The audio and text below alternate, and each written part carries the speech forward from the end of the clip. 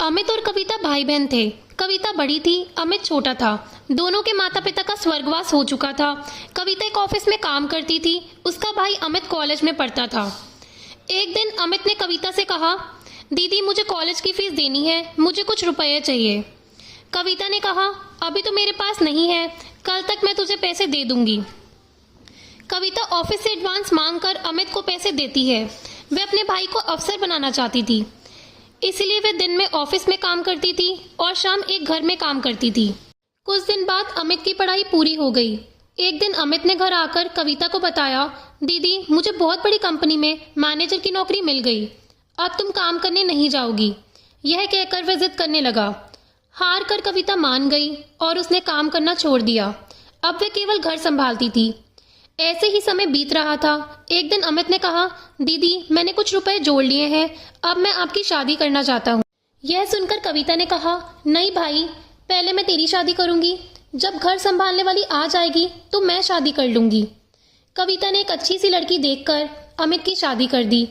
अलका को भाभी के रूप में पाकर कविता बहुत खुश हो रही थी। धीरे धीरे अलका ने पूरा घर संभाल लिया। तीनों बहुत खुशी से रह रहे थे।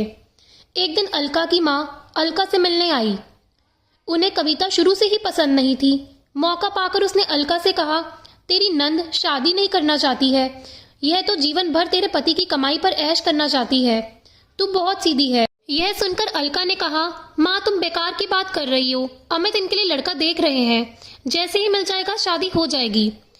लेकिन अलका की माँ ने कहा, बेटी तू नहीं समझेगी, यह तेरे को कभी चैन से रहने नहीं देगी। अगले दिन अमित ने कविता से कहा, दीदी मैंने आपके लिए एक लड़का देखा है, आप कहे तो बात आगे बढ़ाई जाए।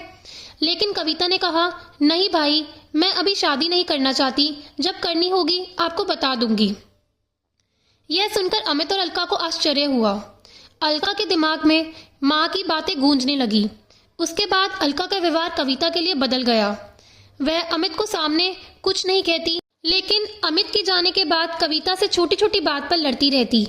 एक दिन कविता कहीं गई थी। अकेले में अलका ने अमित से कहा, दीदी शादी क्यों नहीं करना चाहती, कहीं ऐसा तो नहीं तुम्हारी बहन हमेशा हमारे ऊपर बोझ बनकर बैठी रहे। यह सुनकर अमित को बहुत गुस्सा आया। उसने कहा, खबरदार मेरी दीदी के बारे में कुछ कहा तो वे जो चाहेंगी वही होगा। तुम्हें पता है उन्होंने अपना पूरा जीवन मुझे बड़ा आदमी बनाने में लगा दिया। अलका को समझ आ गया कि अमित उसकी बात कभी नहीं सुनेंगे। उसने अपनी नंद को रास्ते से हटाने के लिए एक तरकीब सोची। एक दिन अलका ने कविता से कहा, दीदी काफी दिनों से मैं कहीं बाहर नहीं गई, कल हम मंदिर चलते हैं। यह सुनकर कविता बहुत खुश हुई। अगले दिन दोनों मंदिर में पहुंच जाती हैं। मंदिर में पूजा करने के बाद अलका कविता को प्रसाद देती है। उसने प्रसाद में कुछ मिला रखा था। प्रसाद खाकर कविता बेहोश हो जाती है। अलका उसे छोड़कर घर वापस आ जाती है। उसे लगता है जहर मिले प्रसाद से कुछ देर में कविता मर जाएगी। कुछ देर बाद कविता को होश आता है, लेकिन वह अपनी पिछली जिंदगी भूल गई। वह मंदिर में बैठकर रोने लगती है। शाम को जब अमित घर वापस आकर अलका से कविता के बारे में पूछता है तो अलका कहती है, दीदी तीर्थ यात्रा पर गई है, कुछ दिनों में वापस आ जाएगी। तब अमित कहता है, दीदी मुझे बगैर बताए अचानक कैसी चली गई। वह परेशान हो जाता है, लेकिन अलका उसे समझाकर शांत कर देती है। इधर कविता को उसी मंदिर के पुजारी मंदिर में स्थान दे देते हैं। वह दिन रात मंदिर में सेवा करने लगती है। मंदिर के सभी भक्त और पुजारी कविता का बहुत ध्यान रखते हैं। ऐसे ही समय बीत रहा था, लेकिन कविता को पिछला कुछ याद नहीं आ रहा था। काफी दिन बीत जाने पर अमित कविता को ढूंढने निकल गया। वह कविता को ढूंढता रहा, लेकिन कविता कहीं नहीं मिली। एक दिन वह थककर उसी मंदिर में एक पेड़ के नीचे बैठा था। तभी वहां कविता आई। उसने कहा, भैया मंदिर में भंडारा शुरू हो रहा है, आप भी बैठकर भोजन कर लीजिए। कविता की आवाज सुनकर अमित चौंक गया। कविता को देखकर वह रोने लगा। तब कविता ने कहा, भैया आप क्यों रो रहे हो। तभी वहां पुजारी बाबा आ गए। उन्होंने अमित से पूछा तो अमित कविता के बारे में बताया। पुजारी बाबा ने कहा, ये लड़की यहाँ बेहोश मिली थी, होश आया तो इसे कुछ याद नहीं था, अच्छा हुआ तुम मिल गए, इसे अपने घर ले जाओ, भगवान ने चाहा तो वहां जाकर इसकी याददाश्त वापस आ जाए। अमित ने कविता को चलने के लिए कहा तो वह रोने लगी और जाने से मना कर दिया, लेकिन अमित जिद कर रहा था।